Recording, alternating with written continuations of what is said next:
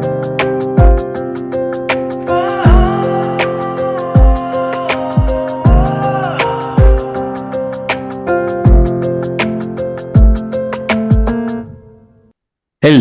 வணக்கம். நான் உங்க பாட்டுக்காரன். எல்லாரும் எப்படி இருக்கீங்க? நல்லா இருக்கீங்களா? சந்தோஷமா இருக்கீங்களா? நீங்க எல்லாரும் நல்லா இருக்கீங்க, சந்தோஷமா இருக்கீங்கன்னு நம்புறேன். ஆக்சுவலாக இப்போ ரீசெண்டாக வந்து நிறைய 20 வயசுலேருந்து 30 வயசுக்குள்ளே இருக்கிறவங்களுக்கு வந்து திடீர்னு ஹார்ட் அட்டாக்ல தவறுறாங்க. அது கேட்குறதுக்கு ரொம்ப ஷாக்கிங்காக இருக்குது. இதை வந்து எப்படி ரியாக்ட் பண்ணேனே தெரில. என்னன்னா 30ங்கிறதெல்லாம் வந்து ஒரு ஏஜே கிடையாது. நம்ம வந்து ஹை டைம் நம்மளோட மென்டல் ஹெல்த் அண்ட் உடம்பையும் நம்ம பார்த்துக்கணும்னு நான் நினைக்கிறேன். எல்லாருக்குமே அது ரொம்ப அவசியம். ஏன்னா உடம்பு ரொம்ப ஃபிட்டாக இருக்கிறவங்களுக்கு கூட அதெல்லாம் இருக்கு. அவங்களுக்கும் சடன் டெத்துங்கிறது வந்து என்னன்னு சொல்கிறது, அதை தடுக்கவே முடியாத ஒரு விஷயமா இருக்குது. ஸோ இது எல்லாத்துக்கும் பேஸாக மனசும் காரணம்னு நினைக்கிறேன். ஸோ முடிஞ்ச அளவுக்கு உங்கள் மனசை இலகுவாக வச்சுக்கோங்க. யார் மேலேயும் வன்மம் வச்சுக்காதீங்க. இருந்துட்டு போடா அப்படின்னு விட்டுட்டு ஒரு ஆட்டிடியூடில் இருங்க. அதான் நமக்கும் நல்லது, அவங்களுக்கும் நல்லதுன்னு நினைக்கிறேன். இன்னைக்கு இந்த எபிசோட் நம்ம கூட வந்து ஒரு மியூசிக் இண்டஸ்ட்ரியின் ஜாம்பவான், பட் மியூசிக் இண்டஸ்ட்ரியின் ஜாம்பவான் ஆகிறதுக்கு முன்னாடி இருந்து என்னுடைய நண்பன் திரு ஏஎன் மணி இருக்கிறார். Welcome to my show Mani. Welcome back to my show Mani. எல்லாரும் எப்படி இருக்கீங்க? எல்லாம் சந்தோஷமா இருக்கீங்கன்னு நானும் நினைக்கிறேன். அப்புறம் அந்த பில்டப்லாம் வேணாங்க, என் வேலைக்கு உழ வைக்கணும், அதுதானே செய்யுங்க. இல்லை மணி, உண்மையை உடைச்சி பேசுறது தானே உலக வழக்கம். ரைட்டு. ஓகே. ஸோ இன்னைக்கு எபிசோடு வந்து பார்த்தீங்கன்னா, நான் இது வரைக்கும் பண்ண த்ரோபேக் எபிசோடு எல்லாமே நான் சோலோவாக உட்காந்து ஏதோ கையாமையான்னு புலம்பிட்டு போயிருந்திருக்கேன். எனக்கு கூட ஒருத்தர் புலம்புறதுக்கு இருந்தால் நல்லா இருக்குமே அப்படின்னு தோணுச்சு. இதுக்கு இன்னொரு காரணமும் இருக்குது. ஏன்னா யூஸ்வலாக யார்கிட்டையாவது வந்து உங்களுக்கு ரொம்ப பிடிச்ச ஆல்பம்னு ஒரு ஆல்பம், ரஹ்மானோட ஆல்பம் சொல்லுங்கன்னா, எனக்கு தெரியல, மேபி 90s இந்த ஆல்பமை பற்றி பேசியிருப்பாங்க. பட் இப்போ இருக்கிற ஜென்ரேஷனாக இருக்கட்டும், இப்போ 90ஸ்லேருந்து இப்போ வரைக்கும் இருக்கிற ஒரு ரஹ்மான் ஃபேன்ஸாக இருக்கட்டும், இதை வந்து லிஸ்ட் அவுட் பண்ணுவாங்களாங்கிறது எனக்கு டவுட்டு தான். ஏன்னா அவங்களுக்கு நிறைய ஆப்ஷன்ஸ் வந்துருச்சு. இப்போ ராக் ஸ்டார் ரிதம்லாம் சொன்னால் வந்து யாருமே அதை மறுத்து பேசவே மாட்டாங்க. பட் இந்த ஆல்பம் வந்து நிறைய பேர் சொல்லவே இல்லை. எனக்கு தெரிஞ்சு என்னோட சர்க்கிளில் நான் மீட் பண்ண அத்தனை ரஹ்மான் ஃபேன்ஸுக்கு மத்தியில் இவர் வந்து இவருக்கு பிடிச்ச ஆல்பமாக வந்து டூயட்டை சொன்னார். ஸோ இன்னைக்கு த்ரோபேக் வந்து நம்ம டூயட் பேச போகிறோம் with one of the duet கன்னி, மணி. டெரரிஸ்ட்னே சொல்லலாம். என்னது? டெரரிஸ்ட்னே சொல்லலாம். அது சரி, கண்ணின்னா கொஞ்சம் கம்மியாக தான் இருக்கு. ஓகே சரி மணி, ஏன் என்ன விஷயம் டூயட் மேலே உங்களுக்கு இவ்வளோ ஒரு ஓகே. பிணைப்பு? ஆல்ரெடி ஒரு தடவை எழுதும் போது நான் சொல்லியிருந்தேன்னு நினைக்கிறேன், உங்களுக்கு தெரியும், உங்கள்கிட்ட பேசியிருக்கேன் அதை பத்தி. ரொம்ப ஓகே, கரெக்டா இயர்லாம் சொன்னா வயசை கண்டுபிடிச்சிருவாங்க. வேணாம், பரவாயில்ல சொல்லுங்க. இல்ல அதெல்லாம் வேணாம். ரொம்ப சின்ன வயசுல இருக்கையில வீட்டுல எப்படின்னா அண்ணா, கசின் இவங்க எல்லாம் எப்பவுமே பாத்து கேட்பாங்க. எனக்கு நினைவு தெரிஞ்சதுல இருந்து பாத்து கேட்பாங்கன்னு வச்சுக்கோங்களேன். டூயட் வந்து ஒரு சம்மர் ரிலீஸ்ன்னு நினைக்கிறேன் படம். ஸோ எனக்கு வந்து மாமா வீடு வந்து மதுரை KK நகர் பக்கத்துல. ஸோ மாமா வீட்டுக்கு போயிருக்கோம். வழக்கம் போல லைக் எங்க அண்ணாவும் என்னோட ஃபர்ஸ்ட் கசினும் ஒரே ஏஜ், நானும் என்னோட இன்னொரு கசினும் ஒரே ஏஜ். ஸோ எங்களுக்கு பயங்கர என்கேஜிங்காக தான் இருக்கும் ஆனுவல் லீவ்லாம்.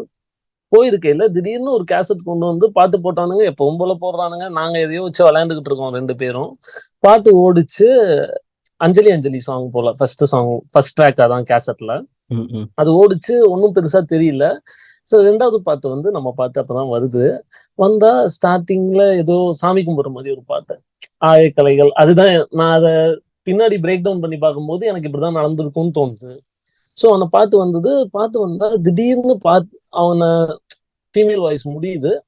முடிஞ்சோடனே ட்ரம்ஸ் வருது. அதுக்கப்புறம் எஸ்பிபி தானும் கரெக்டா பாட ஆரம்பிக்கிறாரு. நான் அப்பவே திரும்பி பார்த்துருக்கேன். அது ரொம்ப லேட்டா எங்க வீட்டுல எனக்கு சொன்னாங்க. பார்த்தா அந்த பாட்டு ஃபர்ஸ்ட் டைம் கேட்கலையே ஏதோ ஒண்ணு இருந்தது அந்த இடத்துல. அந்த பாட்டு பாஸ் ஆகி திருப்பி ட்ரம்ஸ்ல இருந்து ஸ்டார்ட் ஆகி வரும்போது அந்த பாட்டு நான் அப்பயே அப்படி கேட்டானா ரொம்ப லேட்டா எனக்கு லக்ஷ்மி இதெல்லாம் சொன்னுச்சு. அப்ப கேட்கும்போது, வாவ்! ஏதோ ஒண்ணு அந்த பாட்டுல இருந்தது. எனக்கு அந்த பாட்டு புரியவும் இல்ல ஒண்ணும். அந்த பாட்டுல எனக்கு புரிஞ்சது வந்து, முறுக்கு இருக்குது. இதுதான் அந்த ஏஜ்ல புரிஞ்சிருக்கும்னு நெனைக்கிறேன். ஆனா அந்த பாட்டு ஏதோ பண்ணுச்சு. பாட்டு முடிஞ்சிருச்சு. பாட்டு முடிஞ்சோனே திருப்பி அடுத்த பாட்டு ஏதோ பேசுறாங்க. எனக்கு தெரிஞ்சது அதுதான். நான் திருப்பி எனக்கு இந்த பாட்டு வேணும்னு கேட்கிறேன். என் கசின் வந்து ரீவைண்ட் பண்ணி போடுறான். திருப்பி அந்த பாட்டு எனக்கு ஏதோ அப்படிதான் நான் ஃபர்ஸ்ட் டைம் கேட்க ஆரம்பிச்சது. அதுவரைக்கும் நான் வந்து படம் பார்க்க மாட்டேனா, படம் பார்க்கறது பெருசா புடிக்காது. எனக்குன்னு ஒரு 2, 3 பாட்டு வச்சிருக்காங்க. நான் தூங்கணும். உங்களுக்கா பாஸ்? என்ன பாஸ்? ஆமா பாஸ். இது எப்படி தெரியுமா இருக்கு? பார்த்திபன் சொல்லுவார்ல, எனக்கு சின்ன வயசுல பேச்சு வராது. இல்ல. உண்மையிலே அதுதான். இப்பவும் லட்சுமி சொல்லி என்கிட்ட உன்னைய போய் அப்படி நம்புனேனே. ஏதோ ரஜினி படத்துக்கு எங்க அம்மா என்னை தூக்கிட்டு போயிருக்காங்க. லைக் ஃபேமிலியா எல்லாம் போயிருக்காங்க. எங்க அப்பா எப்பவுமே படம் பார்க்க மாட்டாரு. இன்னைக்கும் படம் பார்க்க மாட்டாரு. சோ அப்படி இருக்கையில தியேட்டர்ல அழுது ஆர்ப்பாட்டம் பண்ணி எப்படின்னா தியேட்டரை விட்டு வெளியே நின்னா கூட எனக்கு ஓகே தான். வீட்டுக்கு போகணும்னு அவசியம் கிடையாது. ஆனா தியேட்டருக்குள்ள உட்காரக்கூடாது. அப்படிப்பட்ட ஒரு ஆளு இந்த டூயட் பாட்டு கேட்டுட்டு அப்புறம் நான் எங்க மாமா கிட்ட போய் கேட்டிருக்கேன். இல்ல இந்த படம் பார்க்கணும். ஆனா படம் பார்த்ததெல்லாம் எனக்கு ஞாபகம் இருக்கு. எனக்கு தெரிஞ்சு நான் நல்லா படம் பார்த்தது இந்த படம் தான் நினைக்கிறேன் டூயட். மதுரையில சினிப்பிரியா சுகப்பிரியா அந்த காம்ப்ளெக்ஸ் இருக்குல்ல, அதுல என்ன தியேட்டர்ல பார்த்தேன்லாம் எனக்கு ஞாபகம் இல்ல. ஆனா அந்த காம்ப்ளெக்ஸ்ல தான் டூயட் படத்துக்கு என்னை கூட்டிட்டு போங்க. வீட்டுல லட்சுமி வந்து சண்டை போடுது. அண்ணா இவன் பேச்சைக்கெல்லாம் கேட்டு கூட்டிட்டு போவேனா, கண்டிப்பா அழுது உடனே வீட்டுக்கு வரணும்மா, அப்புறம் நான் மட்டும் தனியா வரணும், என்னால முடியாது அது இதுங்கிறாங்க. இல்ல நான் இந்த படத்தை பார்த்தே தீருவேன். சரி போனா தூங்கிடுவாங்கிற ஒரு நம்பிக்கையில நைட் ஷோ கூட்டிட்டு போறாங்க. பார்த்தா சின்ன வயசுலயே. ஆமா, ரொம்ப சின்ன வயசுலயே. ஆனா எல்லா பாட்டும் பார்த்திருக்கேன். பாதி படத்துக்கு மேல பார்த்தேன் போல. என்னன்னு எனக்கு அதெல்லாம் அப்ப ஞாபகமே இல்ல. சோ அப்படி ஒரு மெமரி. அந்த பாட்டு மட்டும் என்னன்னு தெரியல. இன்னைக்கும் அதே ஃபேசினேஷன் அப்படியே இருக்கு. அந்த பாட்டு வந்ததுக்கு அப்புறம் அதுக்கப்புறம் பாட்டை தொடர்ந்து இத்தனை வருஷம் கேட்டுக்கிட்டே இருக்கையில பாட்டுக்குள்ள அர்த்தம் எல்லாம் புரிய ஆரம்பிச்சது. ஏதோ அந்த பாட்டு இல்லைன்னா சினிமா பிடிச்சிருக்குமாங்கிறது டவுட்ஃபுல் தான். இல்ல இந்த அளவுக்கு பிடிச்சிருக்குமானா கண்டிப்பா இல்ல. ஓகே, அது கான்ஃபிடென்ட்டா சொல்ல முடியும். சோ அப்போ முடிவு பண்ணது ஏதோ ஒரு வகையில சினிமாக்குள்ள இருக்கணும்னு. இன்னைக்கு சினிமால இருக்கும். சோ ஒரு பாட்டு வாழ்க்கைய மாத்துச்சானா ரொம்ப நல்லபடியா மாத்துச்சு. புடிச்ச மாதிரி ஆக்குச்சு. சந்தோஷமாவும் இருக்கு. இன்னைக்கு யோசிச்சு பார்த்தா டூயட் தான். எல்லாத்துக்குமே ரூட் காஸ் வந்து டூயட் மட்டும்தான். அந்த மெட்டுப்போடு பாட்டு தான். பட் இந்த மெட்டுப்போடு பாட்டுனால டூயட் ஆல்பம் மேலேயும் சரி, படத்து மேலேயும் சரி, அது ஒரு பயங்கரமான ஒரு என்னன்னு சொல்றது, ஒரு பிடித்தமா, இல்ல ஜென்ரலா இந்த படத்துல இருக்கிற எல்லா பாட்டுமே எனக்கு பிடிக்கும் அந்த மாதிரி ஒரு விஷயமா உங்களுக்கு? ஓகே, இதை நான் எப்படி டைசெக்ட் பண்றதுன்னு எனக்கு தெரியல. எப்படி இருக்கோ அதை பார்த்து எப்படி கட் பண்ணி போட்டுக்கணுமோ போட்டுக்கோங்க பின்னாடி டெலிகாஸ்ட் பண்ணும்போது. என்னன்னா ஒரு பொண்ணை எப்படி பிடிச்சிருக்குன்னு கேட்டா ஃபர்ஸ்ட் நம்மளுக்கு அந்த பொண்ணை பத்தி எதுவுமே தெரியாதுல்ல. பார்த்தோன்னு பிடிக்கிறது தானே. அந்த மாதிரி ஃபர்ஸ்ட் நான் பாட்டு கேட்கறதுக்கு காரணமா இருந்தது மெட்டுப்போடுதான்.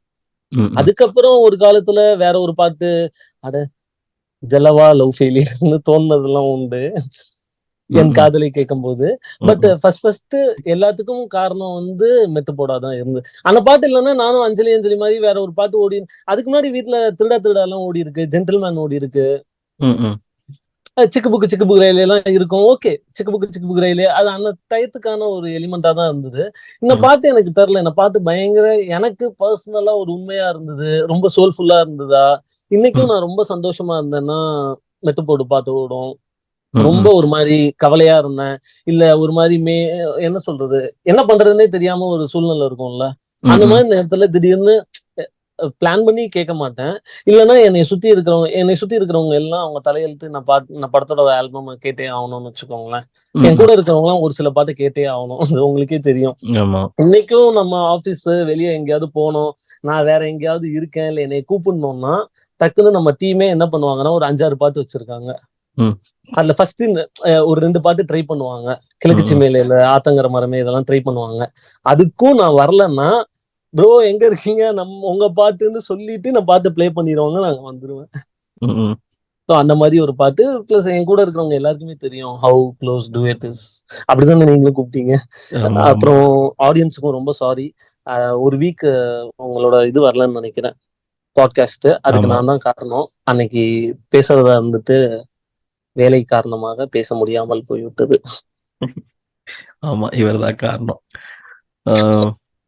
ஸோ இப்போ டூயட் பத்தி பேசும்போது உங்களோட ஃபாண்ட் மெமரி பத்தி சொன்னீங்க. பட் டூயட் ஆல்பம் டிஃபைன் பண்ணது எதுன்னு நீங்க நினைக்கிறீங்க? ரொம்ப கஷ்டமான கேள்விதான். as a duet as album, how do you define that?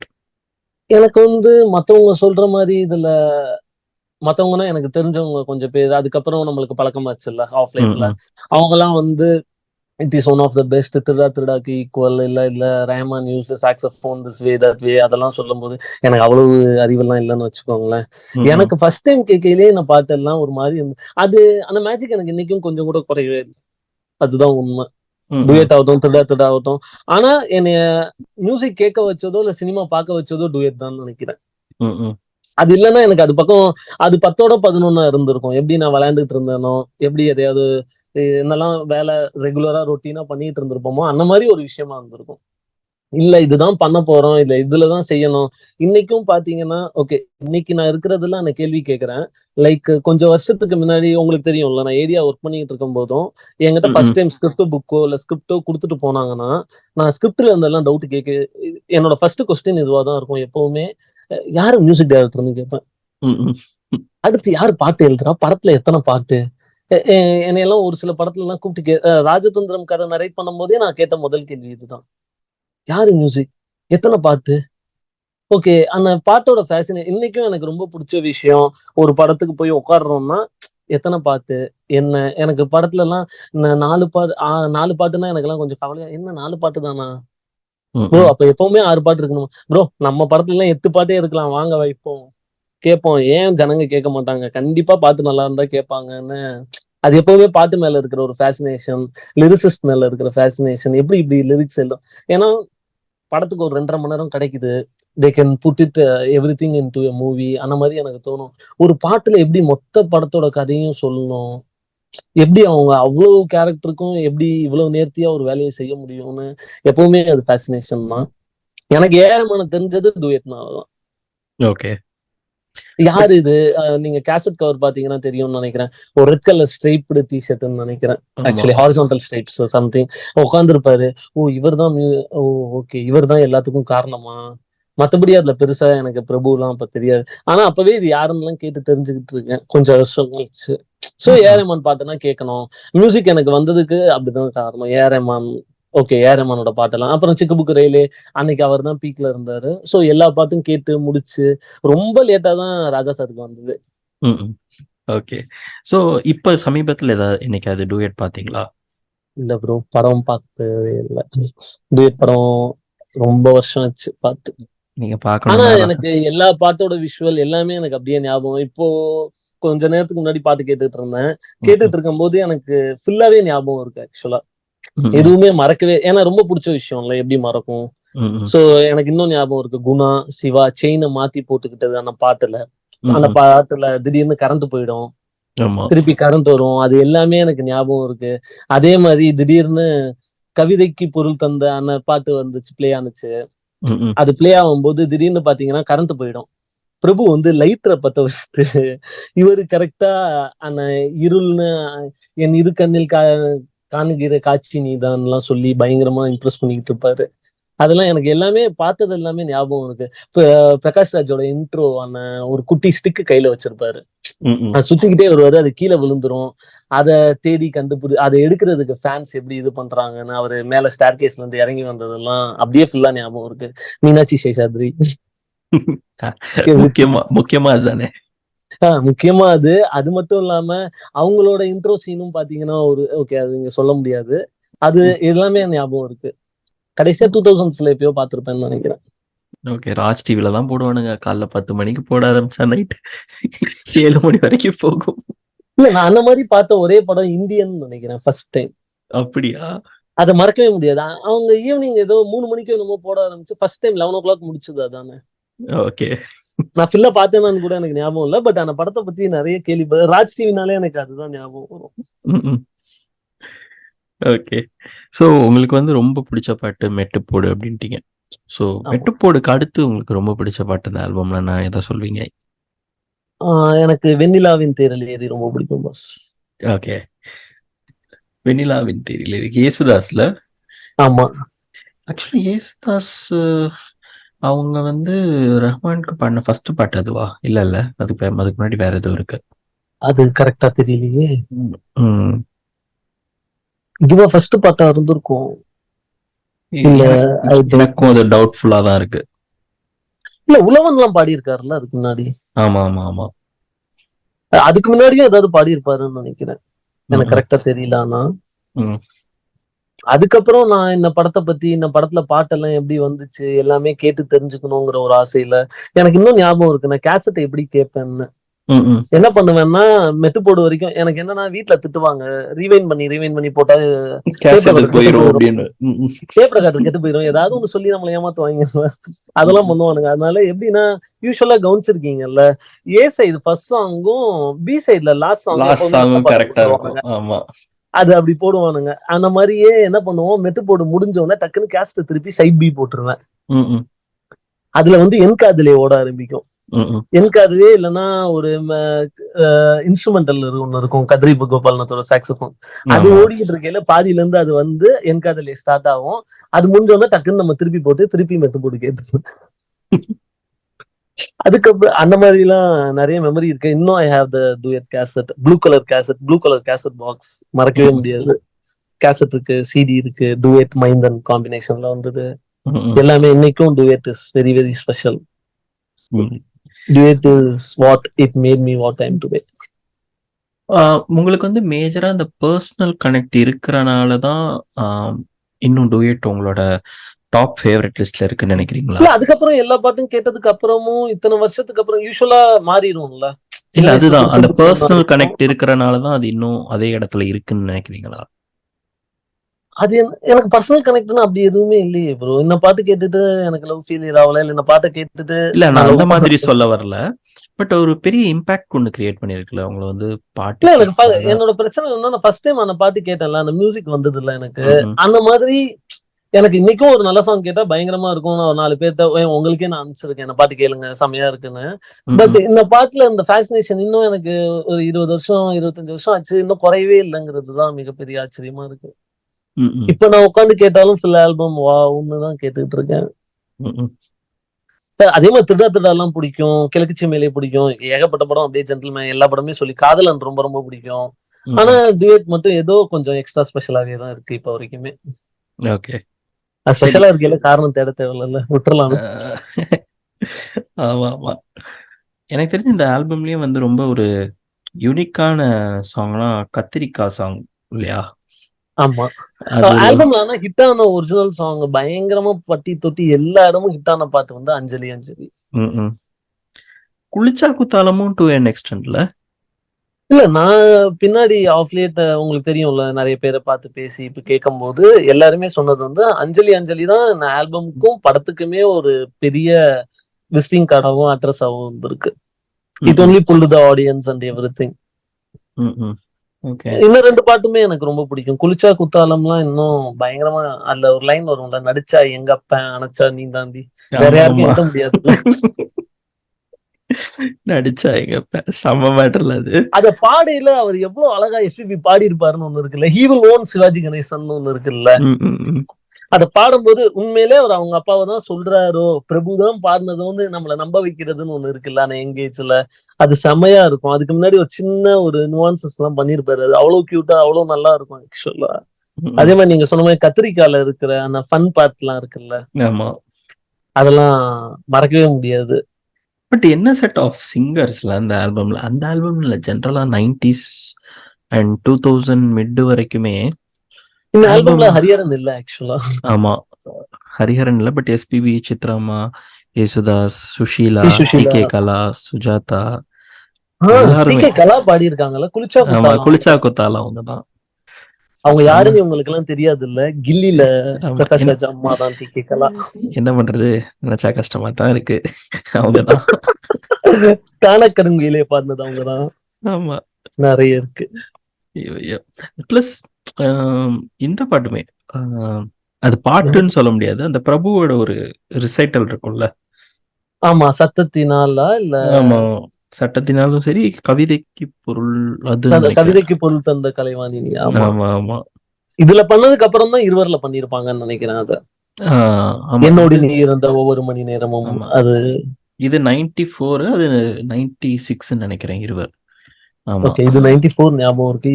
இதுக்கப்புறம் தான் இருவர்னு மட்டும் தெரியும்.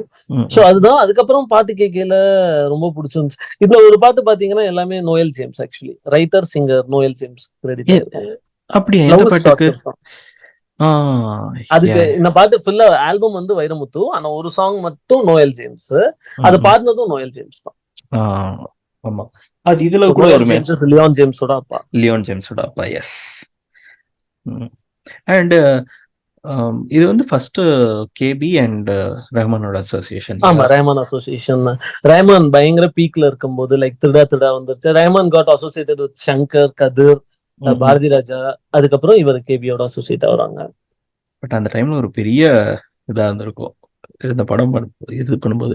இந்த படம் இல்ல, எனக்கு அப்பப்போ ஃபேசினேட்டிங்கா இருக்கும். 92ல, அதாவது தளபதிக்கு அடுத்து ஒரு படம், அதான் தளபதிக்கு அடுத்து மணிரத்னம் ஒரு படம் பட்டாரு. அதுல ரோஜால வந்து ரஹ்மான் இன்ட்ரடியூஸ் ஆகுறதா இருக்கட்டும்.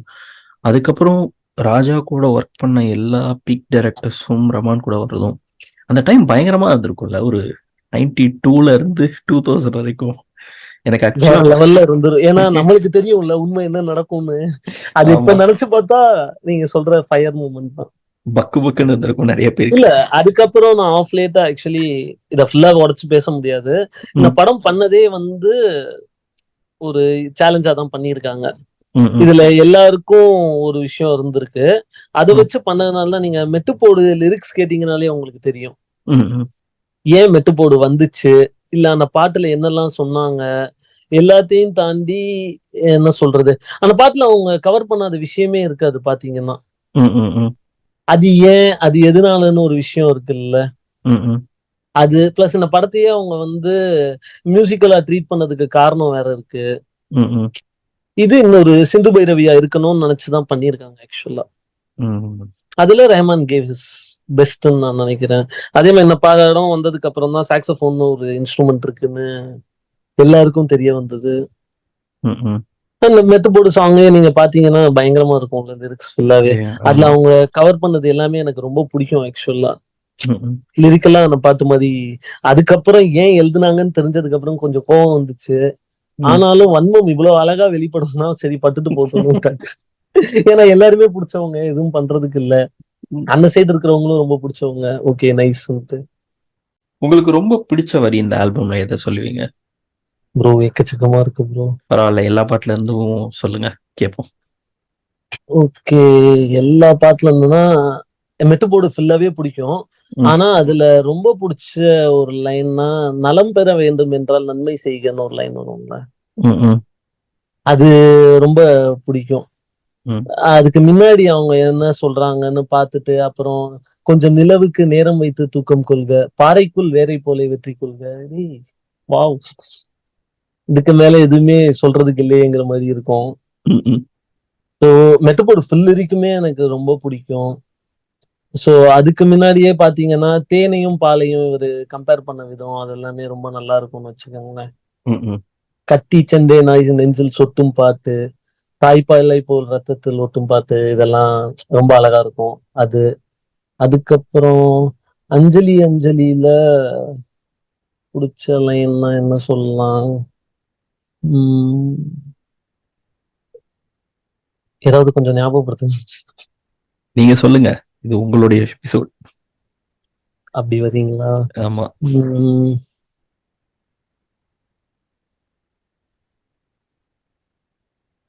நீ என்ன நிலவோடு பிறந்தவளா, பூவுக்குள் கருவாகி வளர்ந்தவளா, இப்படி எல்லாம் ஒரு பொண்ணை அவங்களால டிஸ்கிரைப் பண்ண முடியுமான்னு இருக்குல்ல. அதே மாதிரி பாட்டு ஆரம்பத்துல ஒரு லைன் வரும்ல, கடல் மேல, கரெக்டா எனக்கு தெரியல ப்ரோ, கடல்ல விழுந்ததுக்கு அப்புறம் என்ன துளி மலை துளின்னு கேட்பாருல்ல. ஆமா ஆமா, அது கரெக்டா எனக்கு இல்ல, அத நீங்க கரெக்டா தான் சொல்றீங்க. கடலினில் விழுந்த பிறகு எந்த துளி மலை துளி, அதான் வரியே. ஓகே, அது வந்து ரொம்ப அழகா இருந்தது. அவர் அந்த மாதிரி காதல்ல விழுந்துட்டேன்னு மெட்டஃபரா சொன்னாரு. அப்புறம் என் காதலேக்கு 2 வருஷம் இருக்கு. என் காதலே பாட்டி ரொம்ப சின்ன பாட்டு தான், டோட்டலாவே பிடிக்கும். அதுல அமுதென்பதா விஷம் என்பதா, அதையும் எஸ்பிபி பாடையில என்னமோ அவருக்கே லவ் ஃபீலியர் ஆகி பஸ் போதும் பஸ், நான் ஏற்கனவே அழுதுகிட்டு தான் இருக்கேன், விட்டுருங்கிற மாதிரியே இருக்கும். எஸ்பிபி ஆக்சுவலா பாடுற எல்லா பாட்டுமே அப்படிதானே. இதுல வந்து எக்ஸ்ட்ராவா ஒண்ணு பண்ணிருப்பாரு.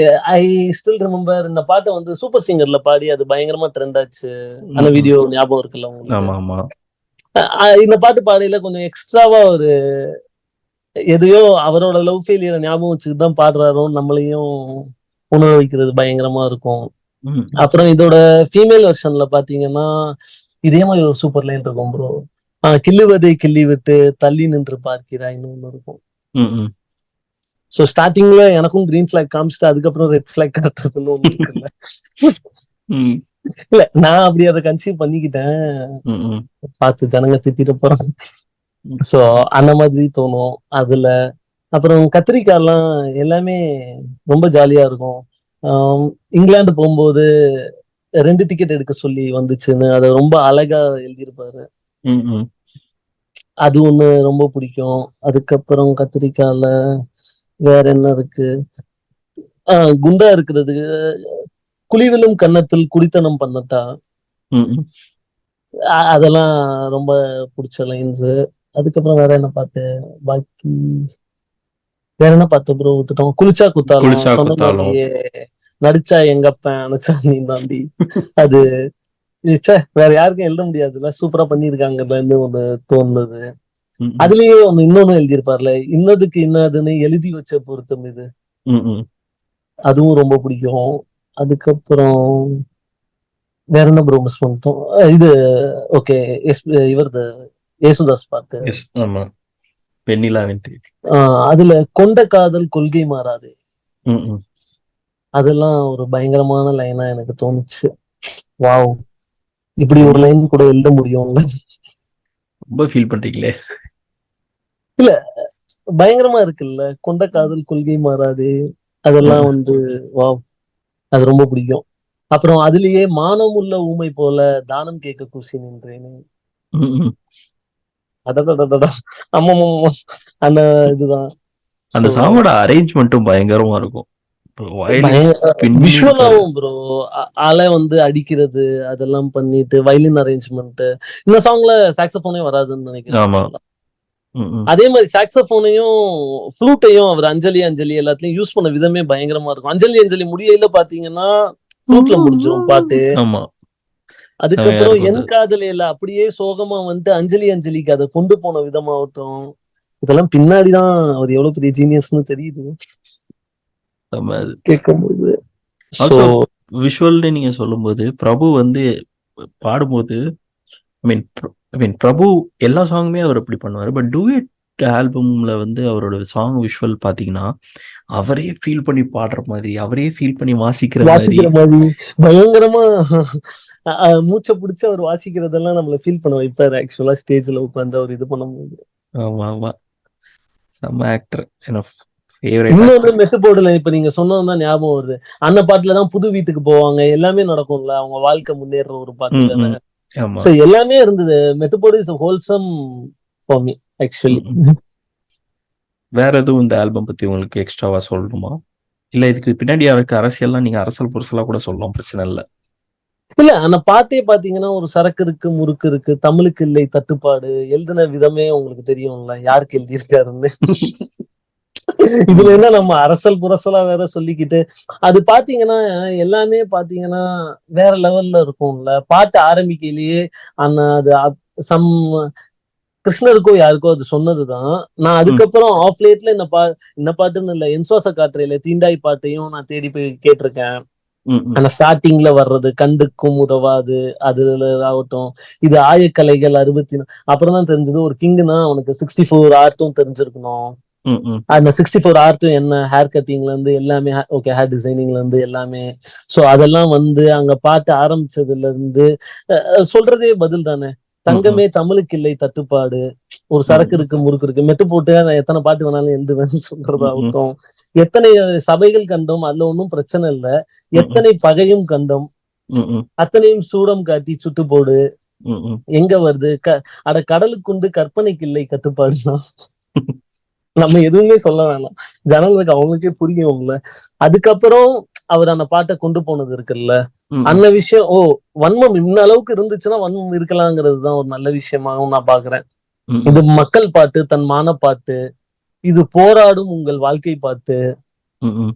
இது அவருக்கு எவ்வளவு முக்கியம்னு அவருக்கு தெரியும்ல என்ன பார்த்து. கல்லூரி பெண்கள் பாடும் கன்னி பாட்டு, சபைகளை வென்று வரும் சபதம் போட்டுன்னு அதுக்கப்புறம் தான் நான் சொன்னதெல்லாம் வரும்னு நினைக்கிறேன். நாம் கத்தும் பாட்டு, ஈரம் தத்தும் பாட்டு, கட்டி செந்தேனாய் நெஞ்சில் சொட்டும் பாட்டு, அதுக்கப்புறம் தாய்ப்பாலை போல் ரத்தத்தில் ஒட்டும் பாட்டு, தமிழ் மக்கள் வீட்டை சென்று தட்டும் பாட்டு. அது எனக்கு அதெல்லாம் பயங்கரமா இருந்தது. இனி கண்ணீர் வேண்டாம், ஒரு கவிதை செய்க, எங்கள் கானங்கள் கேட்டு காதல் அன்னைக்கே அவர் அந்த காம்போவை முடிவு பண்ணி என்ன சொல்றது இது பண்ணிட்டாரு. எங்கள் கானங்கள் கேட்டு காதல் செய்கன்னு ஆரம்பிச்சுட்டு, நம் மண்ணுக்கும் விண்ணுக்கும் பாலம் செய்க, நலம் பெற வேண்டும் என்றால் நன்மை செய்க, இதெல்லாம் நம் பூமி மேலே புது பார்வை கொள்க, நம் இயற்கை மேல் இன்னும் இச்சை கொள்க, கொஞ்சம் நிலவுக்கு நேரம் வைத்து தூக்கம் கொள்க, பாறைக்குள் வேரை போலே வெற்றி கொள்க. இதுவும் அவருக்கே அவர் எழுதிக்கிறாரு. இதெல்லாம் வாவ் நைஸ். அதாவது 6 நிமிஷம் பாட்டுல மூச்சு விடாம 3 நிமிஷம் லிரிக்ஸ பத்தி பேசியிருக்கான் ஒருத்தர். அத பண்ணிட்டு எவ்வளவு கான்பிடன்ஸ் வேணும்ல அன்னைக்கே அதை சொல்றதுக்கு. பிளஸ் சொல்லியாச்சு இந்த மாதிரி பேக் அடிக்க முடியாது, இதை செஞ்சு வேற காட்டணும். சோ அதனால தானே சொல்றதே நிறைய இடத்துல. அது எனக்கு ரொம்ப பிடிச்சிருந்துச்சு. எங்கள் கானங்கள் கேட்டு அதெல்லாம் வந்து வாவ் அன்னைக்கே அவர் முடிவு பண்ணிட்டாரு. நைஸ். கூட சேர்ந்தவங்க எல்லாம் அவங்களே. ஆமா ஆமா அவங்களுக்கும் எல்லாருமே. அதாவது இந்த பாட்காஸ்ட் இப்ப கேட்டுட்டு இருக்க நிறைய பேருக்கு தெரியாது, மணி வந்து பயங்கரமான அந்த கவிஞருடைய கண்ணி இல்ல தீவிரவாதி. டூயட் ஆல்பம்க்கு மட்டும் தீவிரவாதி இல்ல, அந்த பாடலாசிரியருக்கும் மிகப்பெரிய தீவிரவாதி. அதனாலதான் அவரோட ப்ரொஃபஷனல் அவரோட ஒர்க் ரொம்ப பிடிக்கும், ரைட்டிங் பிடிக்கும். அதுதான் அதான் கவிஞர்னு தானே சொன்னேன் நான். அது சொல்லி இல்ல ஆர்ட் வேற ஆர்டிஸ்ட் வேற. ஆர்ட் பிடிக்கும்னு நான் தெளிவா இங்க அடிக்கோடிட்டு சொல்ல விரும்புறேன். என்னை கோர்த்தா விடுறீங்க.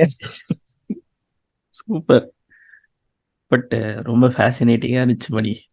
சீரியஸா அந்த பாட்டே வந்து 5 minutes 57 58 தான் வரும். நீங்க மூச்சு விடாம 3 நிமிஷம் அந்த பாட்டுல இருக்க லிரிக்ஸ் அப்படியே மனப்படமா ஒப்பிச்சிங்க பாத்தீங்களா? இல்ல எனக்கு அது இப்ப சொல்ல ஆரம்பிச்சோன்னா அப்படியே இல்ல இத்தனை வருஷமா கேட்டுக்கிட்டே இருக்கும். நான் தான் சொன்னேனே அந்த பாட்டு இல்லைன்னா நான் சினிமாவுக்கு வந்திருப்பேன். சினிமா என் ப்ரொஃபஷன் ஆயிருக்குமான்னு எனக்கு தெரியவே தெரியாது. இன்னைக்கு அதுக்கப்புறம் இது எனக்கு ரொம்ப ஆஃப் லேட்டா நான் இந்த பாட்டு ரொம்ப பிடிக்கும்னு சொல்லும் போது ஒருத்தர் கூப்பிட்டு அப்படியா உனக்கு யாரெல்லாம் பிடிக்கும்னு கேட்கும்போது டக்குன்னு நம்ம வாயில இருந்து ஃபர்ஸ்ட் வர்றது வந்து ஏஆர் ரஹ்மான், ராஜா சார் தான் வரும்.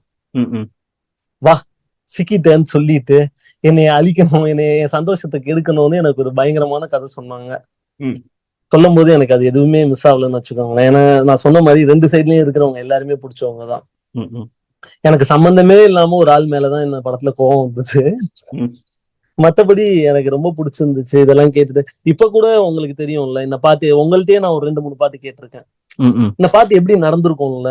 எனக்கு எப்பவுமே how it has started, how it ended, என்னெல்லாம் பண்ணிருப்பாங்க. எனக்கு அந்த கதை கேட்கறதுக்கு ரொம்ப பிடிக்கும்.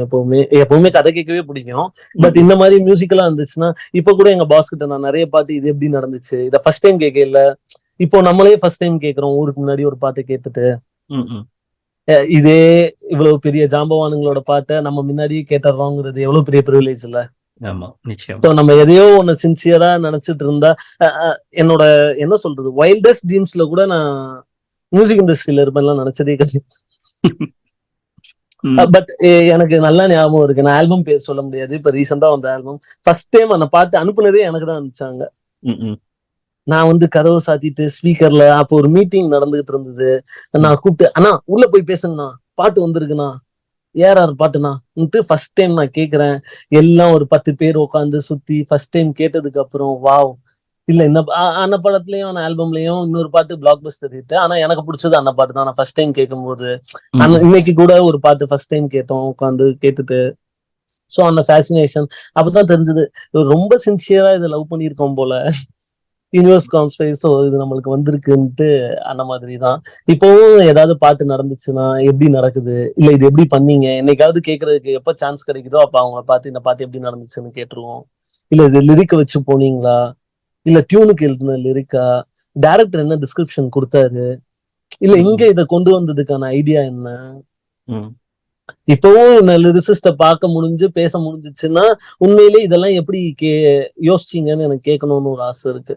கொண்ட காதல் கொள்கை மாறாது எல்லாம் ஏற்ற வேண்டியதானே. அறிமுகம் வேணும். இப்ப இண்டஸ்ட்ரியே கொஞ்சம் தள்ளி நிக்குது. நான் கேக்குறதுக்கு எனக்கு ஒன்றும் பிரச்சனையே இல்லை. நான் அவரோட ஃபர்ஸ்ட் எடிஷன் தண்ணீர் தேசம், லைக் நான் படிச்ச ஃபர்ஸ்ட் புக் வந்து தண்ணீர் தேசமும் இவன் தான் பாலாவும். நம்மளுக்கு பிடிச்சவங்க எல்லாமே சர்ச்சையா தான் இருக்காங்கல்ல, யோசிச்சு பார்த்தா அப்படி. ரொம்பவே. இன்னொரு புக்கும் பாருங்க, இவன் தான் பாலா. இன்னைக்கு என் புக் ஷெல்ஃப்ல அது 2 மட்டும் தனியா புக்கே ஃபுல்லா தெரியற மாதிரி தான் வச்சிருப்பேன். அந்த 2 புக்கு மட்டும் மேல ஃபர்ஸ்ட் எடுத்தோன்னு ஆக்சஸ் பண்ற மாதிரி இருக்கும் அந்த 2 புக்கு.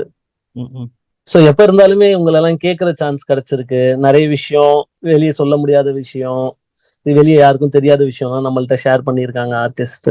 ஸோ அப்படிலாம் இருக்கையில வா, வி ஆர் சோ ஃபார்ச்சுனேட். அந்த ஆர்ட் எப்படி நடந்ததுன்னு தெரியுது இல்ல.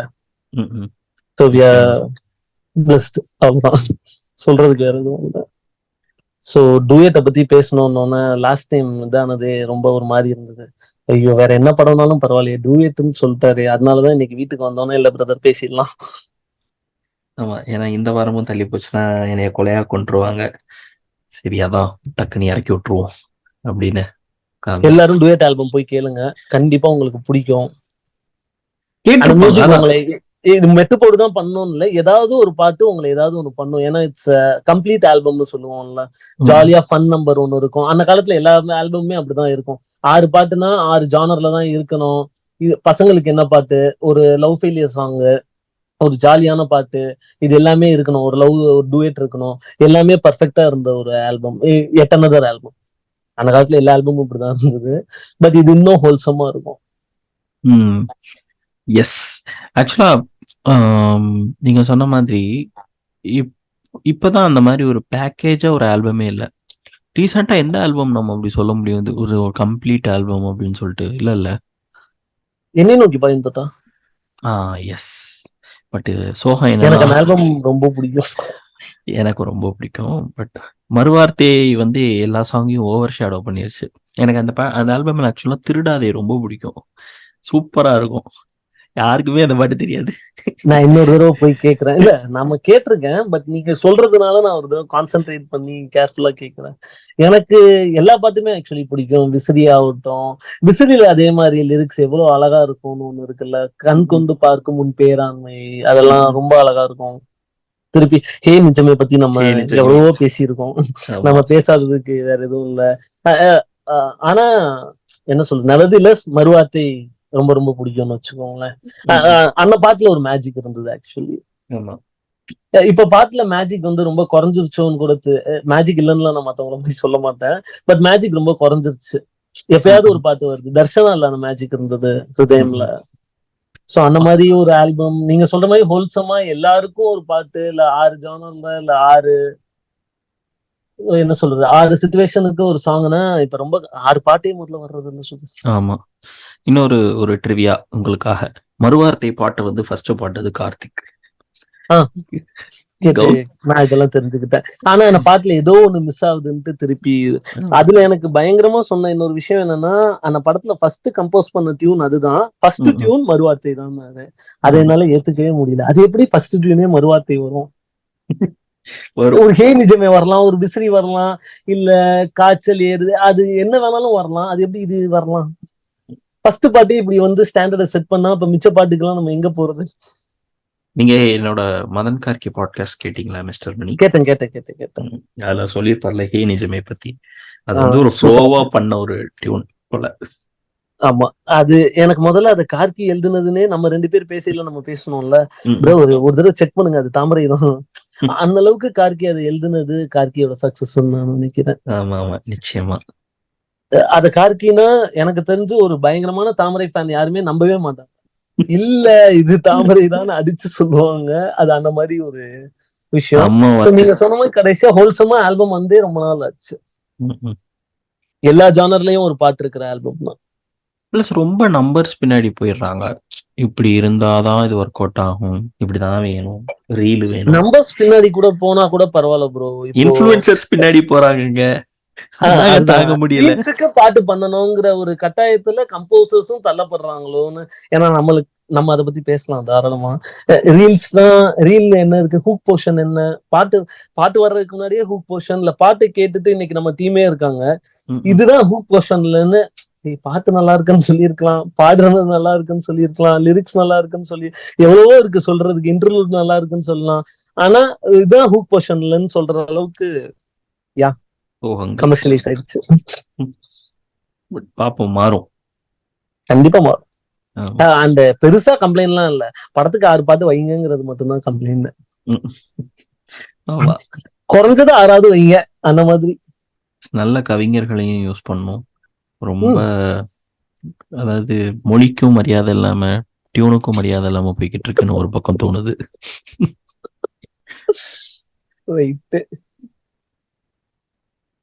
ஓகே, வேற எதுவும் மணி? ப்ளீஸ். இல்ல வேற எதுவும் இல்ல. 2K கிட்ஸ் எல்லாம் டூயட் வந்து டூயட் வந்து அடுத்து பிரதீப் ரங்கநாதன் ஏதாவது டூயட்னு ஒரு படம் பண்ணா பார்த்துட்டு ஓ டூயட் சம பாட்டு அப்படிம்பாங்க. இல்ல ஒன்னே ஒண்ணு மட்டும், இது அண்டர் ரேட்டட் கிடையாது கிடையாது கிடையாது. இந்த படத்துல இருக்கிற எல்லா பாட்டுமே ஹிட் தான், அதை மட்டும் சொல்லிடுவோம். குளிச்சா குத்தாலத்துல இருந்து கத்திரிக்காய் வரைக்கும் ஹிட் ஆயிடுச்சு.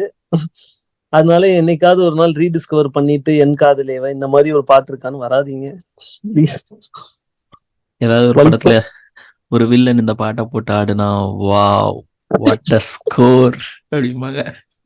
ஆனா ரஹ்மானுக்குலாம் எப்படி இருந்திருக்கும்ல, நம்ம அசால்ட்டா சொல்லிட்டோம். தால் அண்டர் ரேட்டடுங்கல கொஞ்சம் வலிக்கும். தால் வந்து எனக்கு தெரிஞ்சு எனக்கு தாலோட தமிழ் வெர்ஷன் இருக்குங்கிறதையே வந்து எனக்கு ஒரு நான் 10th படிக்கும் போது தான் எனக்கு தெரியும். அதுக்கு முன்னாடி தால் ஒரு ஹிந்தி படம், ஹிந்தி படத்தோட ஒரு பாட்டு, ஹிந்தி வெர்ஷனா நான் தமிழ்நாட்டுல அத்தனை இடத்துல கேட்டிருக்கேன் நானு. அப்படி ஹிட் ஆனது இப்ப மனசாட்சியே இல்லாம அண்டர் ரேட்டட்ன்றானுங்க. யாரா நீங்க எல்லாம்? தாளம் கேட்டதுக்கு அப்புறம் தான் I found TL Maharajan. Okay. காதல் யோகி சாங் வந்து எங்க வீட்டுல அம்மாவுக்கு எல்லாம் ரொம்ப பிடிக்கும் ஆக்சுவலா. சோ அந்த பாட்டு கேட்டதுக்கு அப்புறம் தான், ஓ இவர் ஏற்கனவே நீ கட்டுஞ்சேல மடிப்புல நான் கசங்கி போனேன் பாடி இருக்காரு. அதெல்லாம் அதுக்கப்புறம் தான் ரீடிஸ்கவர் பண்றோம். அதுக்கப்புறம் வேற என்னெல்லாம் பாடி இருக்காருன்னு தேடி பார்த்து, என்ன ஒரு டிஸ்டிங்க்ட் வாய்ஸ்ல TL மகாராஜனுக்கா இருக்கட்டும், சீர்காழி சிவச்சிதம்பரம், அதுக்கப்புறம் ஷாகுல் ஹமீது, அந்த மாதிரி டிஸ்டிங்க்டான வாய்ஸஸ்மே இப்ப இல்ல இருக்கு. ஆனா அவங்களுக்கான ஒரே ஒரு பாட்டோ இல்ல ஏதோ வர்ற பாட்டு சரியில்லாம போயிடுதோன்னு தான் தோணுது. இல்லன்னு எவிடென்ட்டா சொல்லிட முடியாதுன்னு நினைக்கிறேன். பிளஸ் இப்ப எங்க ப்ரோ 2 பேர் தானே ப்ராமினெண்டா பாடிட்டு இருக்காங்க எல்லா ட்ராக்ஸும். அது முடிஞ்சதுக்கு அப்புறம் வருவாங்கன்னு நினைக்கிறேன் இவங்கெல்லாம். நம்மளாவது பரவாயில்ல, யோசிச்சு பாருங்க சிங்கர்ஸ் நிலைமைய. ஆமா, அவங்க இன்னும் பாவம் ஆக்சுவலா. இதுவும் மாறும் நம்புவோம். எல்லாம் மாறும், திருப்பி சூப்பரா இருக்கும். ஆமா, அப்படி நம்புவோம். ஸோ மணி இவ்வளோ நேரம் எங்க கூட டூயட் பத்தி கன்னிசம் டெரரிசம் பண்ணதுக்கு மிக்க நன்றி. கூடிய சீக்கிரம் நம்ம வந்து ஆக்சுவலா திரும்ப மியூசிக் கலெக்ஷன் பத்தி ஒரு எபிசோட் பேசணும். நீங்க எப்போ ஃப்ரீன்னு சொல்லுங்க, நம்ம கண்டிப்பா பேசலாம். கண்டிப்பா பேசுவோம். திருப்பி அதுதான் வழக்கம் போல நீங்க சொல்றதுதான் திருப்பியும் சொல்றேன், மறுக்கா சொல்றேன். நாகூர் தர்கா மேல நின்று வேணாலும் சொல்லுவேன், போய் டூயட் ஆல்பம் கேளுங்க. ஓகே, இவ்வளோ நேரம் நீங்க என் கூடயும் மணி கூடயும் டூயட் த்ரோபேக் கேட்டுட்டு இருந்தீங்க. உங்களுக்கு பிடிச்சிருக்கும்னு நம்புறேன். அவர் அத்தனை தடவை சொன்ன மாதிரி நீங்க தயவு செஞ்சு போய் டூயட் ஆல்பம் கேளுங்க. அது கேட்டு எனக்கோ மணிக்கோ ஏதாவது மெசேஜ் அனுப்பிச்சிங்கன்னா அவர் ரொம்ப சந்தோஷம். உங்களோட ஃபேவரட் சாங் எதுன்னு சொல்லுங்க நீங்க இப்ப கேட்டதுக்கு அப்புறம். அப்புறம் டூயட் கேசட்லயே பாத்தீங்கன்னா மை ஃபேர் லேடின்னு போட்டிருக்கோம் ஒரு லிப் மார்க்கோட. அதெல்லாம் நல்லா பண்ணிருப்பாங்க ஆக்சுவலா. அப்போ பாத்தீங்களா, மூச்சு விடாம பேசுறோம். ஏதாவது சொல்ல விட்டுட்டோம்னா ஐயோ திருப்பி இந்த பாட்காஸ்ட் கண்டினியூஷன் அவனும் கேட்க மாட்டான்ல, அதனால அது சரி. ஸோ கேட்டுட்டு கண்டிப்பா சொல்லுங்க. கூடிய சீக்கிரம் இன்னொரு பாட்காஸ்ட்ல நான் உங்களை சந்திக்கிறேன். அது வரைக்கும் உங்களிடமிருந்து விடைபெறுவது உங்கள் பாட்டுக்காரன்.